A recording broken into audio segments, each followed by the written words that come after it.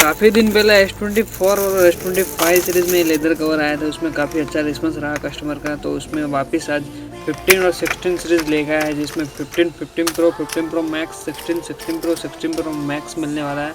जिसमें 4 कलर रहेगा, back side पूरा वेलवेट फिनिश रहेगा और मैक्सेफ के साथ रहेगा, और मेटल के बटन रहेंगे और मेटल का कैमरा रिंग रहेगी, जिससे कैमरा भी प्रोटेक्ट रहेगा। देख सकते हैं आप वीडियो में फिनिशिंग वगैरह।